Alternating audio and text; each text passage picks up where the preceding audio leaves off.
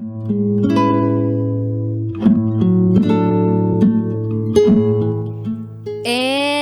now, it's time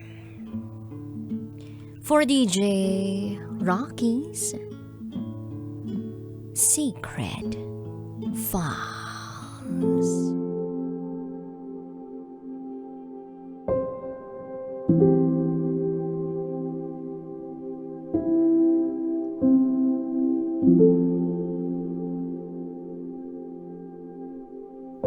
Mahirap magpatawad. Pero ginawa ko para sa ikaluluwag ng loob ko.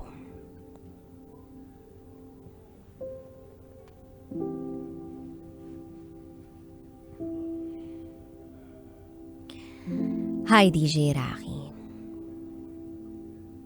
Itago mo ko sa pangalang Polay. At ito ang aking secret file.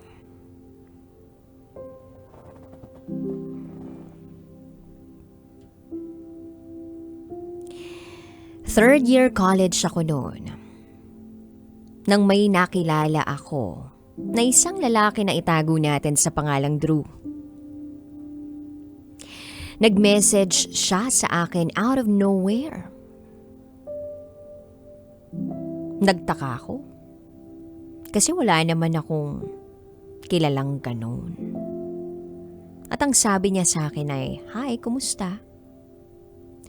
So ako naman, bilang hindi maldita o masungit, nireplyan ko siya. At ang sagot ko ay, okay naman ako. Sumagot siya agad kung po pwedeng makipagkilala sa akin. At that time, single naman ako, so walang nagbabawal.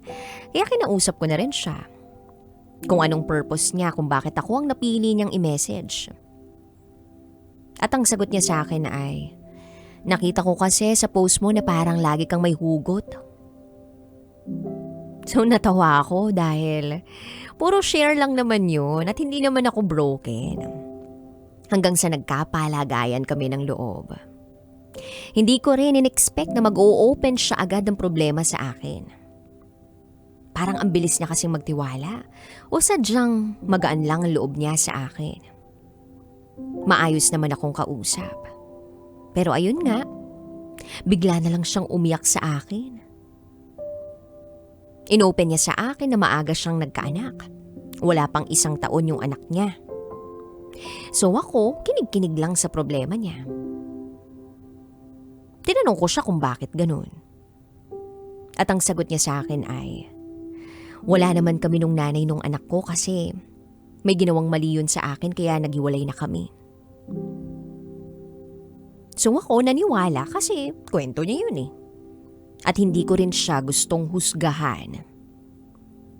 Awang-awa ako sa kanya dahil parang ang bigat-bigat ng daladala niya.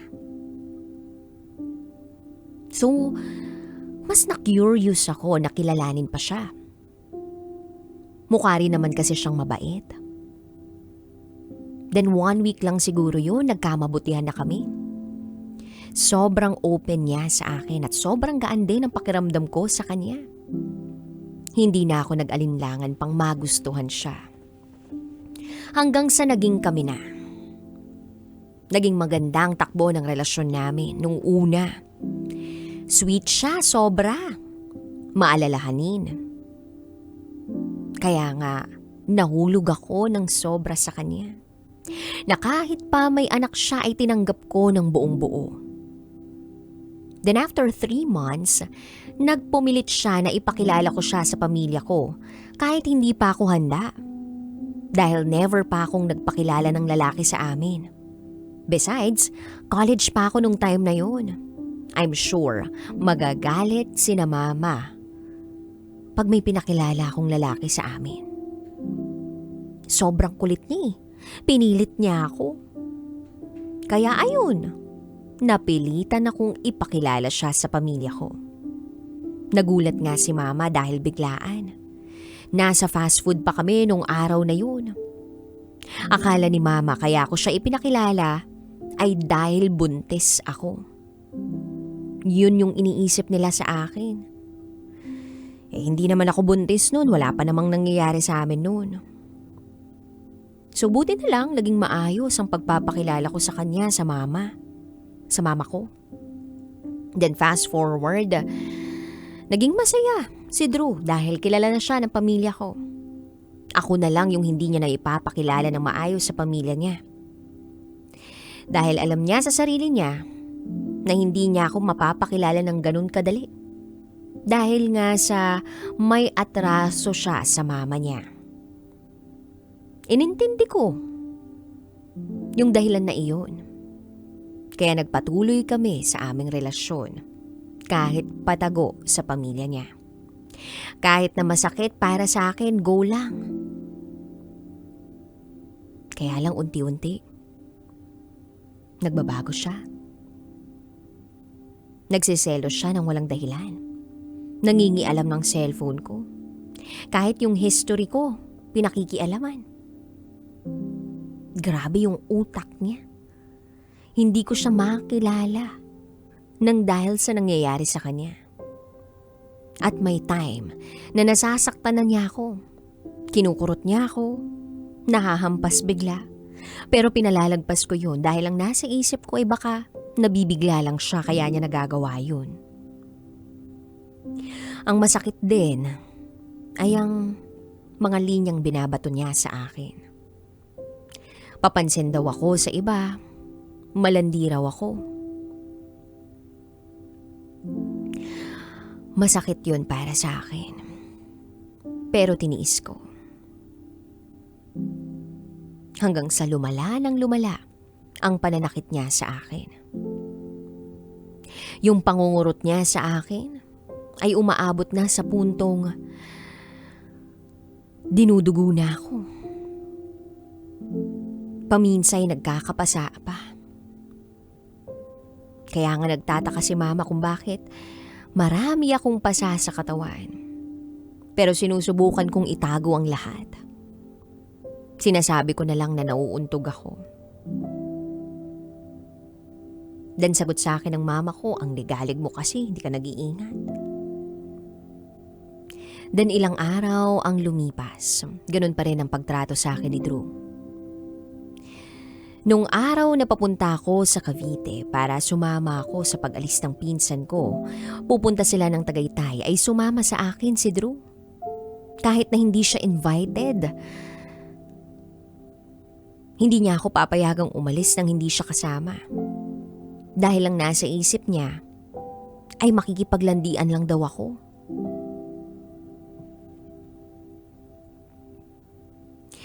Then, sabi ko baka pwedeng ibigay niya na sa akin yun. Then hinablot niya yung cellphone ko. Chinek niya yung deleted history ko doon at nakita niya ang usapan naming dalawa ng pinsan ko. At yung usapan namin na yun ay tungkol doon sa ex ko na botong-boto pa rin siya hanggang ngayon. Na-trigger si Drew at pinagmumura ko. Bigla na lang niyang sinabunutan ako at pinagsasampal niya ako sa kaliwat kanan ng mukha ko.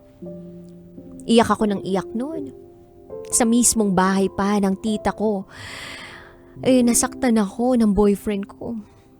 Buti na lang at walang tao sa teres dahil kaming dalawa lang noon. Hindi niya ako tinigilang saktan. Nagmamakaawa ako sa kanya. Na wag na akong saktan dahil wala naman akong ginagawang masama. Pero ayun, pinipilit niya pa rin na nag-uusap kami ng ex ko. Buti na lang, nagising yung isang kapatid ko at naawat kami.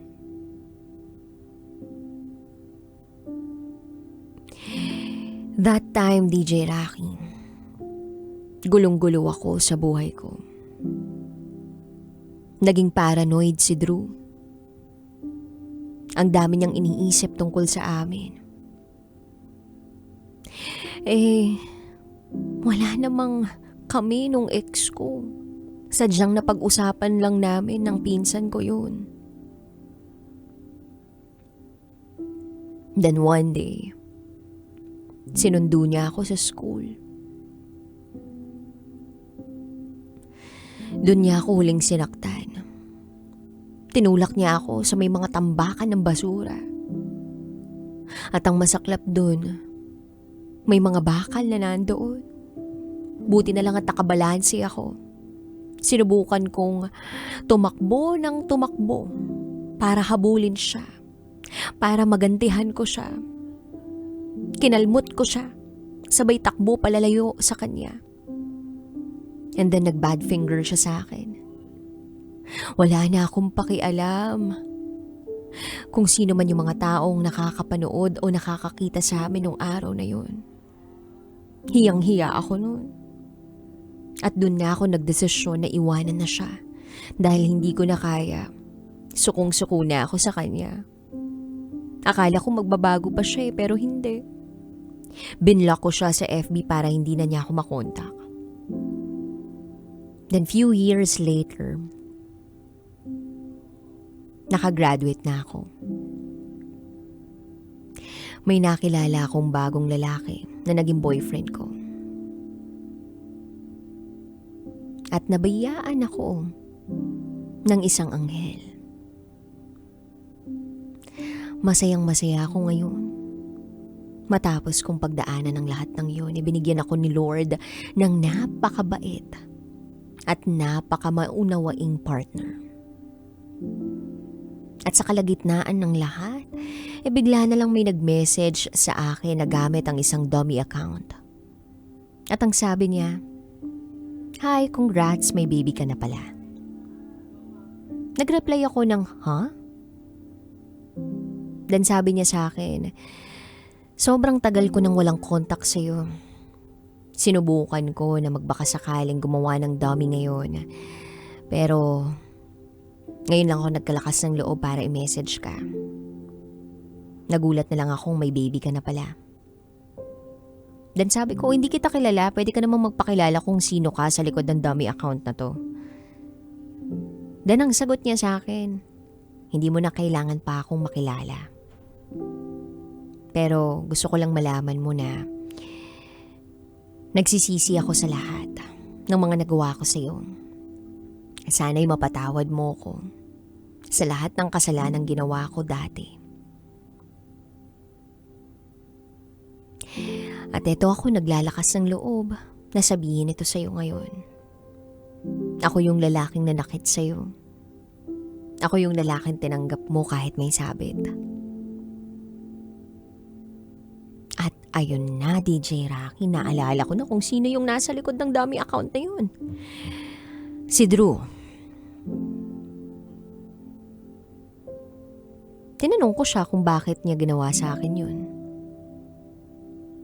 Kasi nga abot langit yung galit ko sa kanya noong mga panahong yun. Pero darating din yung panahon na pinagdasal ko siya at nangyari nga yun. Naalala ko pa nga dati na hiniling ko na sana'y mamatay na siya. Pero andito siya ngayon, humihingi ng tawad sa akin. At sinasabi sa akin na pinagsisisihan niya lahat-lahat ng masamang ginawa niya sa akin. Dagdag niya pa, ay nagbago na raw siya. Hindi na siya kagaya ng dati. Ako raw ang dahilan kung bakit siya naging okay sa buhay. Meron na daw siyang magandang trabaho at may magandang negosyo. Namulat siya sa realidad ng buhay nang dahil sa ginawa niya sa akin. Pinagbutihan niya raw ang lahat. Nang malaman ko yun, ay masaya na rin ako. Hindi ko nga lang expected na meron siyang mga sasabihin ganun sa akin.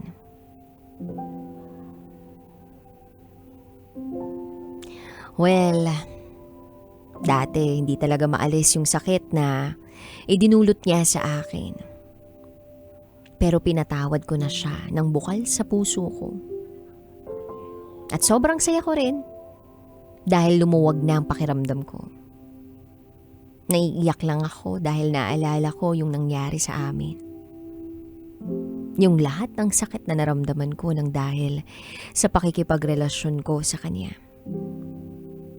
Pero nagpapasalamat pa rin ako na maayos na ang buhay ko ngayon at inayos niya ang buhay niya. Para na rin sa anak niya. Sa wakas, may closure na rin kami. Tapos na ang lahat-lahat sa amin. Naitapon na namin ang samaan ng loob sa nakalipas. Kaya sa mga nakikinig dyan na battered partner, lakasan niyo ang loob niyo na umalis sa isang relasyon na hindi ka na nire-respeto. Hanggang dito na lang po, DJ Rocky. Muli, ako si Polay at ito ang aking secret file.